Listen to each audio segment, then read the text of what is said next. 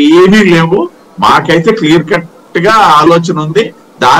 దాని మేరకే మేము వెళ్తాం తప్పిస్తే జగన్మోహన్ రెడ్డి గారికి వెళ్ళి వాళ్ళతో ఒకటి వీళ్ళతో ఒకటి మాట్లాడాల్సిన ఆవశ్యకత మాకైతే ఏమీ లేదు. సాయి గారు రైట్. వీరశంకర్ గారు మీరేమనుకుంటున్నారు? ఒకవేళ పొత్తు ఖరారైతే సుమారు ఎన్ని సీట్లు ఇద్దరు కలిసి ఆశిస్తారు? ఎన్ని సీట్లు ఇచ్చే అవకాశం ఉంటుంది? అందరికి నమస్కారం. సాయి గారు బీజేపీ నేతలు చెప్పినట్టు సార్ చెప్పారు ఇప్పుడు ఇంత ముందే, వైఎస్ఆర్సీపీతో కలిసే ఉద్దేశం లేదు. వాళ్ళు వెళ్ళిన పని వేరు, వీళ్ళు టీడీపీ నేత చంద్రబాబు నాయుడు గారు కలిసి వెళ్ళిన ఉద్దేశం వేరు అని చెప్పి వీళ్ళు ముందుగానే చెప్పుంటారు. వాస్తవంగా అయితే ఇది పవన్ కళ్యాణ్ గారిని ముందు పెట్టి పవన్ కళ్యాణ్ గారితోనే ఆంధ్రప్రదేశ్ రాజకీయం నడిపిద్దామనే ఉద్దేశంతో బీజేపీ చంద్రబాబు నాయుడు గారితో ఆడుతున్న మైండ్ గేమ్ అని చెప్పి మనం ముందుగానే అనుకోవచ్చు.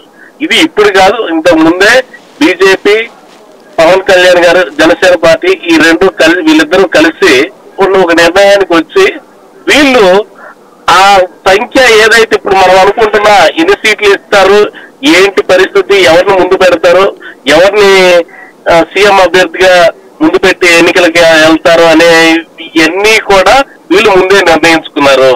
వీళ్ళు ముందే నిర్ణయించుకొని చంద్రబాబు నాయుడు గారితో టీడీపీతో మైండ్ గా పడతారు. ఇక్కడ ఆంధ్రప్రదేశ్ రాష్ట్రంలో ఇటు వైఎస్ఆర్సీపీ కానివ్వండి, ఇటు టీడీపీ కానివ్వండి, వీళ్ళు ప్రచారం చేసుకునే పరిస్థితి, వీళ్ళు ప్రచారం చేసుకుంటున్నట్లుగా ఇక్కడ పరిస్థితి లేదు. ఇక్కడ రాజకీయం పూర్తిగా వీళ్ళకి విరుద్ధంగా ఉంది. ఇటు జగన్మోహన్ రెడ్డి గారికి వ్యతిరేకంగానే ఉంది, అన్ని సర్వేలు వ్యతిరేకంగానే చెప్తా ఉన్నాయి. ఇక్కడ పరిస్థితి అధికారంలోకి వచ్చే పరిస్థితి లేదు.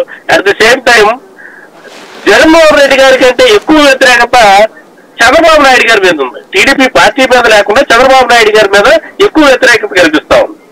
ఇట్లాంటి దశలో చంద్రబాబు నాయుడు గారు మునుపెన్నడు ఇంతకు ముందు ఏ ఎన్నికల్లో కూడా ఇలాంటి పరిస్థితి టీడీపీ పార్టీకి కానీ చంద్రబాబు నాయుడు గారికి కానీ రాలేదు. వీళ్ళు ఎన్ని సీట్లు ఇస్తే అన్ని సీట్లు తీసుకొని పొత్తుకు వచ్చి వీళ్ళతో పాటు కలిసి పోటీ చేసే పార్టీలు అన్ని కూడా.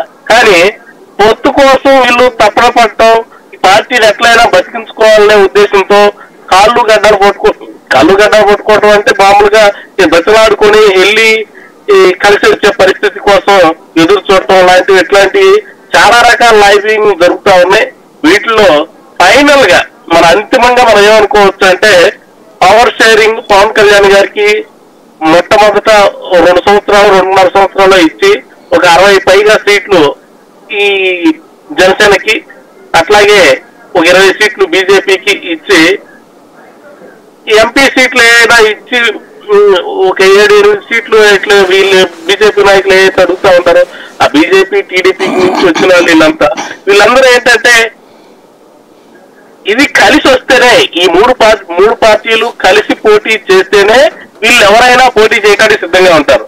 వీళ్ళు 3 పార్టీలు కలిసి రాకుండా